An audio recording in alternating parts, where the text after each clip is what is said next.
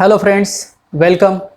स्वागत आहे तुमचं साळुंकेज फिजिक्स या यूट्यूब चॅनलमध्ये. आणि आपण बघतोय फिजिक्स या विषयाची व्हिडिओ लेक्चर सिरीज.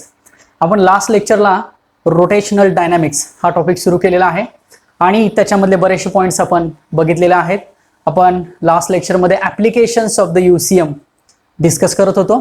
त्याआधी आपण बेसिक कन्सेप्ट बघितला, ज्याच्यामध्ये सर्क्युलर मोशन असेल किंवा concept of linear displacement, angular displacement, concept of velocity, acceleration, centripetal force, centrifugal force, okay, uniform circular motion आणि त्यानंतर मग applications of the uniform circular motion. आपण लास्ट लेक्चरला जे ॲप्लिकेशन बघितलं होतं ते ॲप्लिकेशन, एखादं जर व्हेइकल प्लेन हॉरिझॉन्टल कर्व रोडवरनं जर जात असेल तर त्याला किती व्हेलॉसिटी असू शकते किंवा त्याची व्हेलॉसिटी किती, हे एक्सप्रेशन आपण लास्ट लेक्चरला बघितलेलं होतं. तुम्ही तो लास्टचा व्हिडिओ बघू शकता. आज आपण पुढचं ॲप्लिकेशन घेऊया. So second application, and the application is related to the well or simply called as wall of death. यालाच बघा मौत का कुवा असं एक एक्झाम्पल म्हटलं जातं. मौत का कुवा जे सर्कशीमध्ये किंवा यात्रांमध्ये त्याचे शो असतात. तर एखादा सिलेंड्रिकल पार्ट असतो मेटलचा, ओके, आणि त्याच्यामध्ये एक रायडर, बाईक रायडर आहे, तो रोटेट होत असतो हॉरिझॉन्टली, ओके. सो ते ॲप्लिकेशन म्हणजेच वेल ऑफ डेथ. डायग्राम बघा, the diagram is like this. Suppose this is the cylinder, okay. तो जो आतमध्ये आहे तो, सॉरी, ती जी वेल आहे, that well is nothing but one type of cylinder. आणि या वेलच्या आतमध्ये इन दिस पॅशन और in this motion the bike rider is rotating, okay. इथं बाईक रायडर आहे सपोज, आणि तो या वेलमध्ये हॉरिझॉन्टली रोटेट होतोय, ओके. आता बाईक रायडर आहे म्हणजे त्याला काहीतरी मास असेल आणि तो सपोज v इतक्या व्हेलॉसिटीनं फिरतोय. तर त्याच्यावरती ऍक्ट होणारं व्हर्टिकली डाऊनवर्ड वेट असेल ते किती, mg असते, हे माहिती आहे आपल्याला. So this is the weight acting on that particular bike rider, okay. आता तो जर सर्क्युलर मोशन कंप्लीट करत असेल, this is centre, this is radius of that well, okay. तो जर सर्क्युलर मोशन कंप्लीट करत असेल तर त्याच्यावरती नेसेसरी सेंट्रिपिटल फोर्स आहे, okay. And this is directed toward the centre of the circle. As well as त्याच्यावरती एक आपण अशी नॉर्मल रिॲक्शन कन्सिडर करतो. पण आता या एक्झाम्पलमध्ये बघा, या एक्झाम्पलमध्ये हा जो सेंट्रिपिटल फोर्स आहे तो कुणी प्रोव्हाइड केलेला असेल तर नॉर्मल रिॲक्शन एन, ओके. का? कारण तो बाईक रायडर आता आडवा झालेला आहे, हॉरिझॉन्टल झालेला आहे ना, कारण तो या वेलमध्ये आतमध्ये असा हॉरिझॉन्टल फिरतोय. म्हणजे आपण प्लेन रोडवरून जर बाईक घेऊन जात असेल तर आपण असं जाऊ, पण ते जर आपण पूर्ण हॉरिझॉन्टल जर झालो तर त्या बाईक रायडरचं जे डोकं आहे ते इकडे येईल असं म्हणूया ना आपण. म्हणजे त्याच्यावरती जी नॉर्मल रिॲक्शन असेल ती आता कशी झाली, हॉरिझॉन्टल झाली. सो नॉर्मल रिॲक्शन जी आहे ती आता इथं रिप्रेझेंट कशी असेल, हॉरिझॉन्टल रिप्रेझेंट असेल. आणि त्याच्यावरती जो फ्रिक्शनल फोर्स होता तो फ्रिक्शनल फोर्स आता कसा असेल, it is vertically acting in upward direction, okay. So हे रिप्लेस झाले बघा. मागच्या ऍप्लिकेशन मध्ये हे वेगळे होते, म्हणजे इकडे FS होता आणि इकडे एन होता. फ्रिक्शनल फोर्स इकडं होता आणि नॉर्मल रिॲक्शन वरती होती. पण आता हे दोघं चेंज झाले. सो नॉर्मल रिॲक्शन इकडे आली आणि फ्रिक्शनल फोर्स इकडे आला, ओके. एक मी दोन इक्वेशन्स लिहितो बघा ह्या कंडिशन वरून. सिंपल इक्वेशन, जर वरती FS असेल खाली mg असेल तर हे दोघं जण आपण इक्वल लिहितो ना. So mg is balance by this particular force असं म्हणतो आपण. म्हणून इक्वेशन असं लिहिलं तर चालेल का बघा. So mg is equal to FS, equation number 1 we can write, okay. आणि जर हा नॉर्मल रिॲक्शन इकडं असेल, n म्हणतो मी त्याला, तर हा नॉर्मल रिॲक्शन कुणी प्रोव्हाइड केलेला आहे, नेसेसरी सेंट्रिपिटल फोर्स. सो मी लिहीन mv²/r, चालेल. So this is equation number 2. So we can write this two equation from this particular diagram. आपण ही दोन इक्वेशन्स लिहू शकतो. आता बघा थोडंसं आपण ह्या FS आणि नॉर्मल रिॲक्शन एन मध्ये कंपॅरिझन करूया. तर FS आणि एन मध्ये जर कंपॅरिझन केलं तर आपल्याला माहिती आहे की FS is directly proportional to the normal reaction, okay. आपण एक रिलेशन बघितलं होतं बघा याच्या आधी, FS is equal to μs into n. This is the relation between FS and n, okay. म्हणजे FS आणि n मध्ये हे डायरेक्टली प्रोपोर्शनल रिलेशन असतं. पण या केसमध्ये हेच रिलेशन आपण असं लिहिलं तरी चालेल, FS is less than or equal to normal reaction, किंवा FS is less than or equal to μs into normal reaction, okay. So FS जे वेट आहे, जो फोर्स आहे, तो फोर्स या नॉर्मल रिएक्शन पेक्षा कसा असेल, कमी असेल किंवा इक्वल असेल. इक्वल तर असतोच, पण या केसमध्ये तो त्याच्यापेक्षा कसा असेल, कमी असेल. सो काय लिहिलं, Fs is less than or equal to μs into N. आता Fs च्या ऐवजी आपण काय लिहू शकतो, mg लिहू शकतो. So we can write instead of Fs we can write mg. So less than or equal to this is μs, आणि ह्या n च्या ऐवजी आपण काय लिहू शकतो, mv square upon r, the value of centripetal force. लक्षात येते. So we can write mg is less than or equal to μs mv square upon r. The m get cancelled from both sides. दोन्हीकडे ही m same दिसते, so आपण mathematically ते cancel करू शकतो. Next therefore हा r मी जर इकडे घेतला तर हा होणार आहे gr, आणि हे μs जर मी इकडे घेतलं तर हे डिवाइड होणार आहे μs, बरोबर. आणि इकडे काय असेल, less than or equal to v square असेल. ओके, सो हेच मी इथे लिहितो. Therefore v square greater than or equal to, बघा, v square greater than or equal to gr upon μs. चालेल.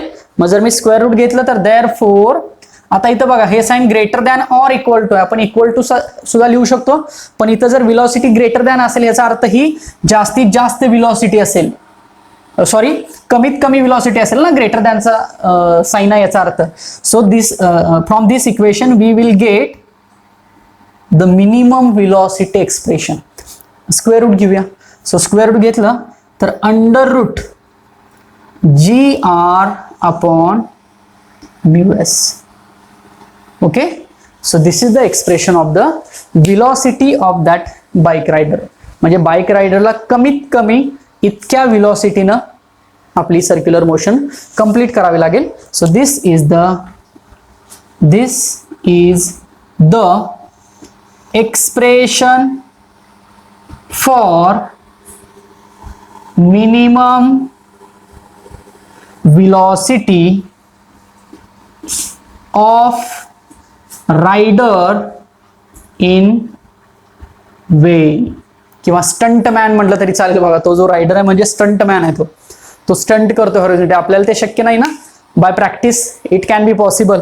तर त्यानं प्रॅक्टिस करून तो स्टंट त्याच्यामध्ये परफॉर्म करतोय. तर तो जो रायडर आहे, that rider is simply called as stunt man. Okay, तर तो जो स्टंट मॅन असेल तर त्याची व्हेलॉसिटी एवढी असेल, under root gr upon μs, where g is acceleration due to gravity, small r is radius of the well, okay, and μs is coefficient of the friction of the well. So this is the formula of the minimum velocity of that stunt man.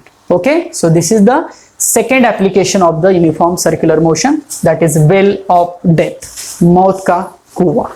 समजलं इथपर्यंत? जाऊया पुढच्या application कडे. चालेल.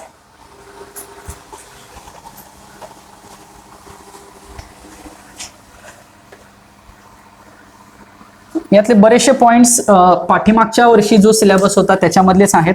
आता हा जो वेल of डेथचा point होता हा काही नव्हता, पण याच्या आधी बघितलेला आपण हॉरिझॉन्टल रोड सरफेसचा पॉइंट मात्र मागच्या सिलेबस मध्ये होता, किंवा आता जे आपण ऍप्लिकेशन बघणार आहे तोही पॉइंट मागच्या सिलेबस मधला होता. म्हणजे अजून 2 ऍप्लिकेशन्स याच्यामध्ये आहेत. ओके, सो आपण तिसरं ऍप्लिकेशन बघूया.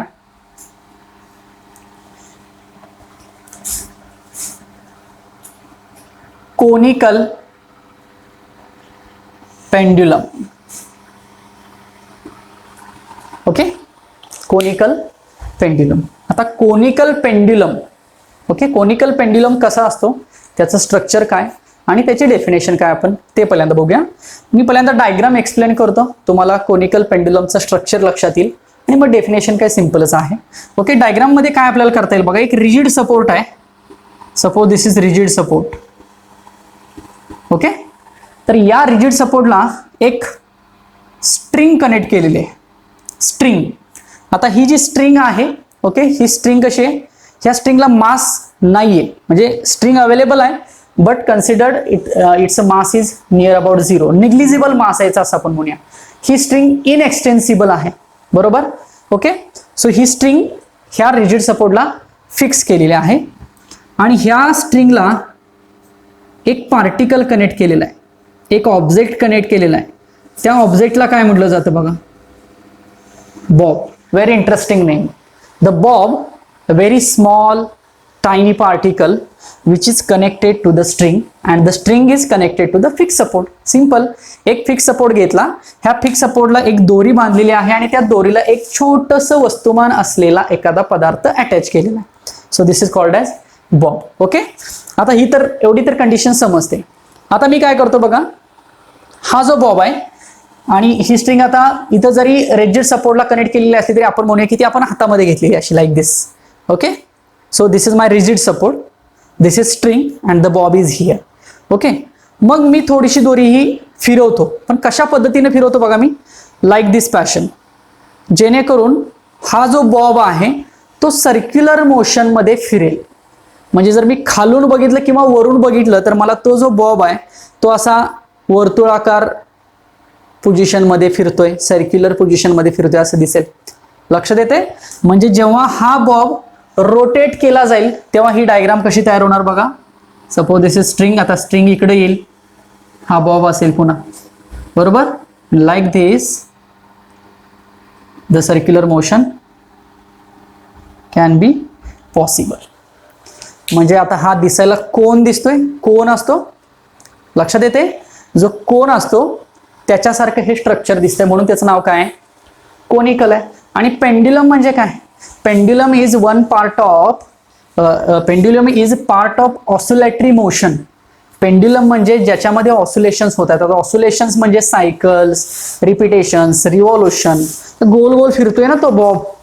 हा जो बॉब आहे तो आता गोल गोल फिरणार आहे, म्हणजे तो काय आहे, एक प्रकारचा पेंड्युलम. आणि तो दिसायला कसा दिसतोय, कोन सारखा दिसतोय एक, बरोबर, कागदाचा कोन असतो तुम्ही बघितला असेल तर त्याच्यासारखा दिसतोय म्हणून त्याला काय म्हटलेलं आहे, conical pendulum. So this is the structure of the conical pendulum. Simple. This is rigid support, एक फिक्स सपोर्ट आहे, रिजिड म्हणजे फिक्स.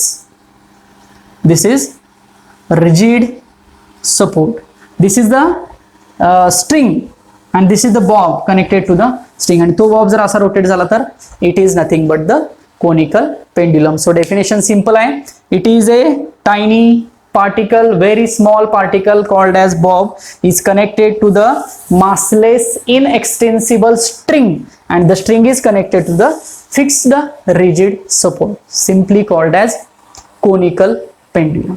मग हा आता फिरतोय म्हणजे कुठली मोशन कंप्लीट करतोय, सर्क्युलर मोशन कंप्लीट करतोय. आता आपण हा बॉब या पोझिशनला असं इमॅजिन करूया.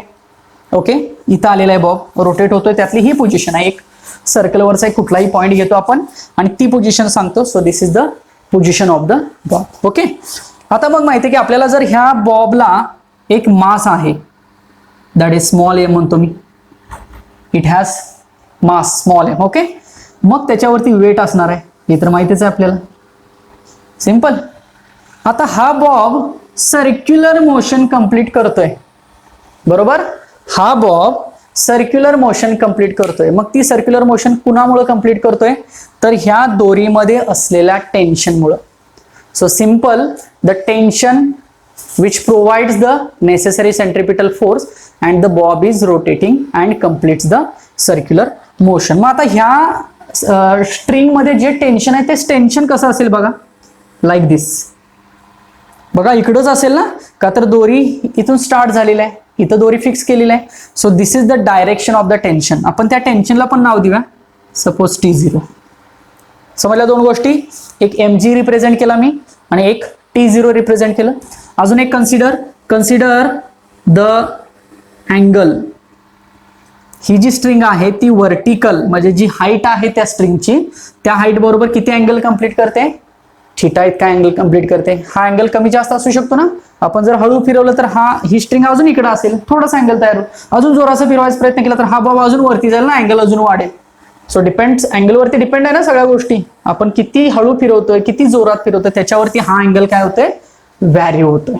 लक्षात येते? So this is nothing but the angle.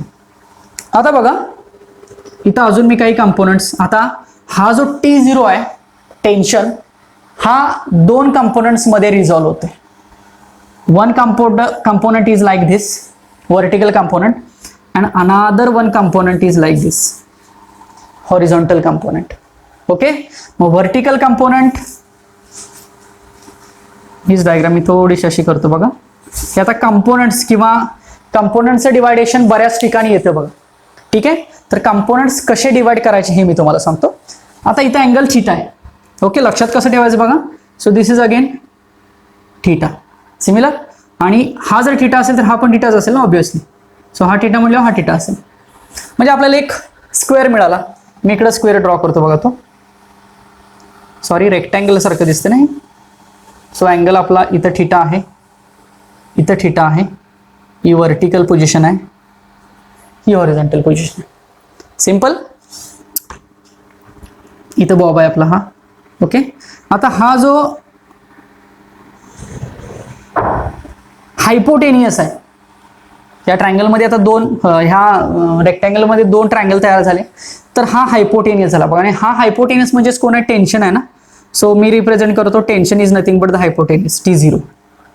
Okay, so आता हा एक ट्रायंगल आणि हा एक ट्रायंगल. सो मला याची व्हॅल्यू फाइंड करायची. सो याला आपण x म्हणूया. जर हा x असेल तर हा पण x असेल ना एवढा. याची व्हॅल्यू मला फाइंड करायची, याला म्हणतो मी y. सो याला पण मी काय म्हणेन, y म्हणेन. सिंपल. ओके, मग पहिल्यांदा आपण हा ट्रायंगल घेऊया, वरचा ट्रायंगल. तो मी पुन्हा इथे ड्रॉ करतो like this. This is a theta, this is y. Okay, this is x, this is T0. Okay, so let us find the value of x. x ची व्हॅल्यू फाइंड करायची. कशी value find करायची बघा. मी या ट्रायंगलमध्ये sine theta apply करतो. Vertical आहे म्हणून sign theta हे वर्टिकल कंपोनंट म्हणतात. साइन 91 असतं त्यामुळं. सो आपण इथं साइन थीटा अप्लाय करूया.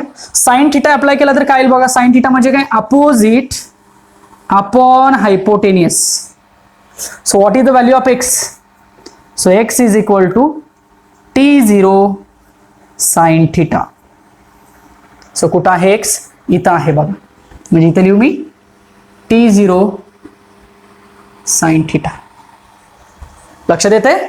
देन या ट्रायंगल मध्ये मी कॉस थीटा अप्लाय करतो. So cos theta is equal to adjacent upon hypotenuse. So y is equal to T0 cos theta. So where is y? So this is y. Okay, this is x. So this component is T0 cos theta. लक्षात येते. So vertical component काय झालं, T0 cos theta. Horizontal component काय झालं, T0 sin theta. म्हणजे components T0 चे 2 तयार झाले बघा. एक हॉरिझॉन्टल कंपोनंट आणि एक वर्टिकल कंपोनंट. सिंपल. लक्षात येते. आता बघा, हे जरा असं व्यवस्थित लक्षात ठेवा. ही लक्षात ठेवण्याची ट्रिक आहे. साइन आणि कॉस सिंपल अप्लाय करायचे आणि हे कंपोनंट्स लिहायचे. बऱ्याच बुक्समध्ये हे डायरेक्ट कंपोनंट्स असे इथं लिहिले जातात, T0 साइन थीटा आणि T0 कॉस थीटा. पण आपल्या लक्षात राहण्यासाठी आपण हे थोडंसं असं ठेवलं लक्षात तरी चालू शकेल. ओके, सो डायग्राम आपली कशी तयार झाली बघा. आधी कशी होती आणि आता कशी तयार झाली. थोड्याशा जॉमेट्रिकल आणि मॅथमॅटिकल कन्सेप्ट याच्यामध्ये आल्या आणि आता आपली डायग्राम अशी तयार झालेली आहे. ओके, आता याच्यावरून काही इक्वेशन्स आहेत, आपण ती इक्वेशन्स लिहूया. आता बघा, हे जे वेट आहे mg वेट, हे कोणी बॅलन्स केलेलं आहे, तर व्हर्टिकल कंपोनंटने. बरोबर. आणि इकडं जो हे जे कंपोनंट आहे that is T0 sine theta, हे कोणी बॅलन्स केलेलं आहे, तरी ह्या बॉबवरती असलेल्या सेंट्रिपिटल फोर्सने. बघा, हे कंपोनंट यानं बॅलन्स केलं आणि हे कंपोनंट कोणी बॅलन्स केलेलं आहे, तर सेंट्रिपिटल फोर्सने बॅलन्स केलेलं आहे. सो हे कंपोनंट जर एकमेकांना बॅलन्स करत असेल तर मी इक्वेशन असं लिहू शकतो. बघा, मी लिहितो व्यवस्थित.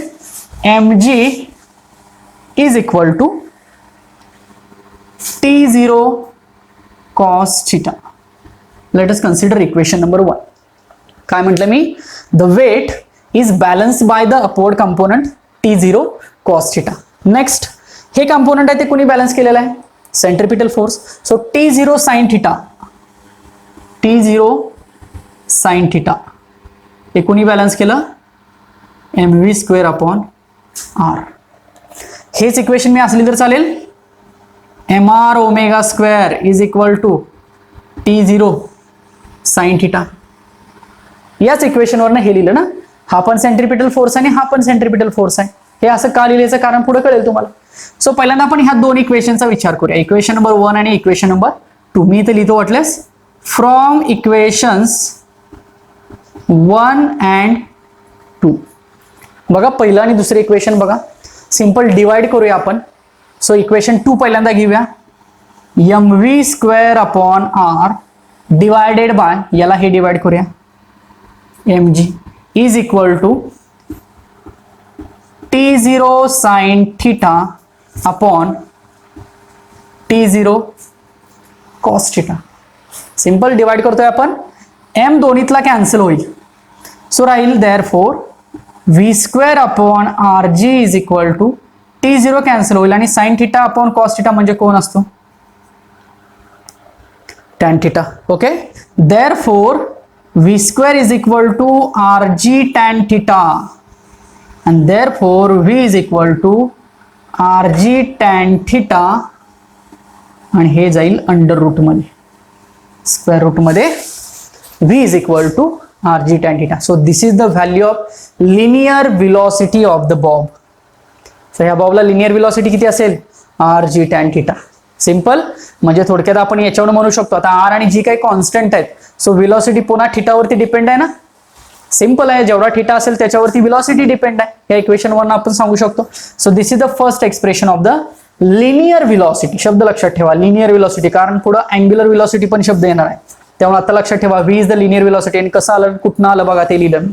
ओके, ऑल्सो या इक्वेशन वरून मी थीटा लिहितो, theta is equal to tan inverse of v square upon rg. म्हणजे तो जो थीटा आहे त्याची पण व्हॅल्यू जर आपल्याला काढायची असेल तर हेच इक्वेशन आपण अशा टाइप मध्ये लिहिलं तरी सुद्धा चालू शकतं. काय केलं बघा, मी दोन इक्वेशन्स कन्सिडर केले, एक mg is equal to T0 cos theta आणि एक mv square upon r is equal to T0 sin theta. So हे दोन इक्वेशन्स डिवाइड करून हे दोन एक्सप्रेशन काढले. हे इक्वेशन अजून आपण यूज केलेलं नाही. सो पहिल्या ह्या दोन इक्वेशन वरून आपण काय केलेलं आहे, पुढचं एक्सप्रेशन फाइंड केलेलं. आता बघूया पहिलं आणि तिसरं बघूया. ओके, सो मी इकडं लिहितो, दिसेल सगळ्यांना.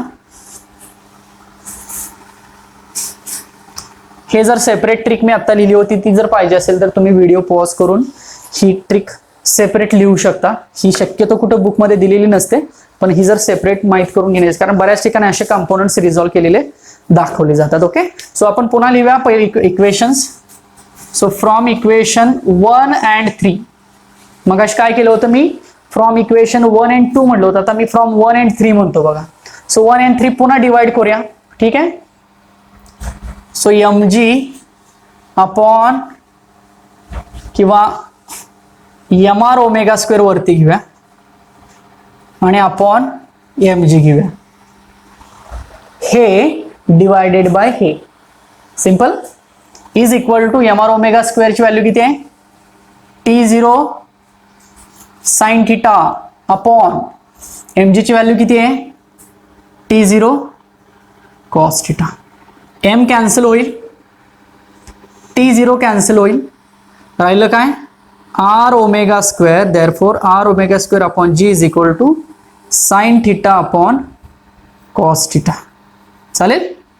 Next, therefore omega square is equal to, हे मी g इकडे घेतो, g साइन थीटा अपॉन हे मी r इकडे घेतो, r कॉस थीटा. चालेल, इथपर्यंत समजलं. इक्वेशन नंबर 1 घेतलं, इक्वेशन नंबर 3 घेतलं, दोन्ही डिवाइड केले आणि हे इक्वेशन आणलं. ओके, आता ह्या इक्वेशन मध्ये अजून मी सांगतो बघा. आता हा आर म्हणजे कोण, रेडियस ना, इथं आहे डायग्राम मध्ये, ही रेडियस आहे ना. ओके, तर आता ही रेडियस आहे, इथं अँगल थीटा आहे, ठीक आहे. तर याच्यामध्ये जर आपण साइनचं फंक्शन जर यूज केलं तर काय होईल बघा. ह्या ट्रायंगल मध्ये मी साइनची डेफिनेशन वापरतो, sine theta is equal to opposite म्हणजे रेडियस आणि अपॉन हायपोटेनियस म्हणजे कोण, T0. चालेल, पण T0 म्हणजे काय, त्या स्ट्रिंगची लेंथ आहे ना.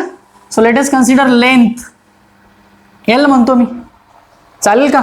So sine theta is equal to opposite म्हणजे रेडियस अपॉन हायपोटेनियस म्हणजे स्ट्रिंग आहे, म्हणजे स्ट्रिंगची लेंथ झाली. Therefore r is equal to, बघा, therefore r is equal to L sine theta. आपल्याला रेडियसची व्हॅल्यू काय मिळते, L साइन थीटा. मग ती इथं पुट करूया. So therefore omega square is equal to G sine theta upon r म्हणजे काय आलं आता आपल्याला मिळालं, L sine theta into cos theta, इथं साइन थिटा कॅन्सल होईल. सो आपल्याला ओमेगा स्क्वेअर मिळालं G upon L cos theta. Therefore omega is equal to under root G upon L cos theta. So this is the expression for angular velocity. बघा मगाशी मी म्हटलं होतं linear velocity, angular velocity. Okay, so again angular velocity depends upon theta, कारण जी आणि L कसे असणार आहेत थ्रू आउट एक्सपेरिमेंट मध्ये कॉन्स्टंट. जी ऑल्सो कॉन्स्टंट आहे आणि एल म्हणजे काय, एल तर लेंथ आहे त्या पेंड्युलमची, ती सुद्धा कॉन्स्टंट असणार ना, लेंथ काय चेंज होऊ शकत नाही. So omega is depends upon again theta. आता ह्या ओमेगावरून आपण टाइम आणि फ्रिक्वेन्सी लिहू शकतो. तुम्हाला बेसिक रिलेशन माहित आहेत का बघा ओमेगा आणि टाइमचे, ते रिलेशन मी पुढे सांगतो तुम्हाला. थोडंसं मी आता हे रब करतो, आता फारशी जागा उरलेली नाहीये, पण हे इथपर्यंत समजलं का बघा. इथपर्यंत व्हिडिओ पॉज करून तुम्ही लिहू शकता, बघू शकता. थोडासा पूर्ण बोर्ड लिहिलेला आहे. So omega is equal to G upon L cos theta. आता आपण फक्त टी आणि फ्रिक्वेन्सी लिहूया. ओके, सो मी थोडंसं रब करतो याच्यामधलं, इकडचा पार्ट मी रब करतो. बेसिक रिलेशन आहे बघा ओमेगा टी आणि म्हणजे ओमेगा टाइम आणि फ्रिक्वेन्सी मध्ये. Okay, so omega is equal to किती असतं बघा 2 पाय अपॉन टी. कधी झालंय का हे रिलेशन बघा. ओके, रिलेशन सिंपल आहे. हे रिलेशन कसं लक्षात ठेवलं आलं बघा, किंवा कसं लक्षात ठेवायचं. आपल्याला माहित आहे velocity is equal to distance upon time. Linear साठीचं इक्वेशन दिलेलं आहे मी, linear velocity linear displacement upon time. आता हेच मी अँग्युलर साठी लिहितो बघा. Angular velocity is equal to, म्हणजे व्हेलॉसिटीच्या ऐवजी कोण लिहिलं ओमेगा, डिस्प्लेसमेंटच्या ऐवजी डिस्टन्सच्या ऐवजी मी अँग्युलर डिस्प्लेसमेंट लिहिलं थिटा, आणि अपॉन टाइम काय दोघांनाही टाइमच क्वांटिटी राहते. So omega is equal to theta upon T. मग पूर्ण जर एक सर्कल असेल तर आपण काय म्हणतो एक सर्कल कंप्लीट करायला लागलेला वेळ म्हणजे टाइम पिरियड, किंवा एका सेकंदामध्ये किती सर्कल कंप्लीट केले म्हणजे frequency. So omega is equal to theta upon T. आता थिटा म्हणजे काय तर अँग्युलर डिस्प्लेसमेंट आहे. मग एक सर्कल कंप्लीट झाला तर अँग्युलर डिस्प्लेसमेंट किती असतं 2 पाय असतं, आणि अपॉन हे T. So omega is equal to 2 pi upon T. Simple. Okay, so therefore T is equal to 2 pi upon omega. समजलं, T is equal to 2 pi upon omega.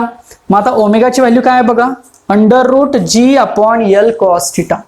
So therefore T is equal to 2 pi. आता हे omega खाली आहे, so जर हे उलटून गुणाकारात आलं तर कसं होणार L cos theta upon G. चालेल का. So time is equal to बघा काय लिहिलं 2 पाय अपॉन ओमेगा. ओमेगा काय आहे G upon under root L cos theta, पण उलटून गुणाकारात ते किती झालं L cos theta upon G झालं. This is the time period of the simple pendulum. Okay, आणि आता याच्यावरून फ्रिक्वेन्सी म्हणजे काय N is equal to 1 upon T. बरोबर, म्हणजेच हे सगळं इक्वेशन आपल्याला 1 अपॉन हे असं लिहावं लागेल. पुन्हा जी उलटून गुणाकारात वरती जाईल ना, therefore N is equal to 1 upon 2 pi under root G upon L cos. So this is the value of frequency. Hertz मध्ये असते ना, टाइम सेकंड मध्ये असतो, व्हेलॉसिटी मीटर पर सेकंद असते, angular velocity radian per second मध्ये असते.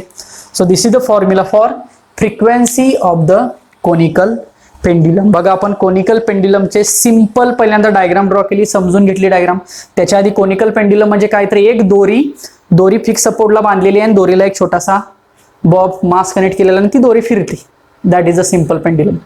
Diagram बघितली, डायग्रामवरून आपण लिनियर व्हेलॉसिटीचं एक्सप्रेशन बघितलं, थिटाचं एक्सप्रेशन बघितलं, दुसरं तिसरं एक्सप्रेशन अँग्युलर व्हेलॉसिटीचं बघितलं, चौथं एक्सप्रेशन टाइमचं बघितलं, आणि पाचवं एक्सप्रेशन फ्रिक्वेन्सीचं बघितलं. So this is the application, another application that is conical pendulum.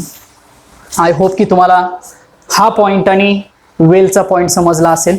Okay, so these are the again applications of the uniform circular motion. I hope की सगळ्यांना हे व्यवस्थित अंडरस्टँड झालं असेल. काही शंका असतील तर नक्कीच तुम्ही मला कमेंट सेक्शनमध्ये कमेंट करू शकता. ठीक आहे. सो आपण थांबूया आज इथं. पुढचे ॲप्लिकेशन्स घेऊन पुढच्या लेक्चरला भेटूया पुढच्या व्हिडिओजमध्ये. Thank you so much for watching this video. Thank you.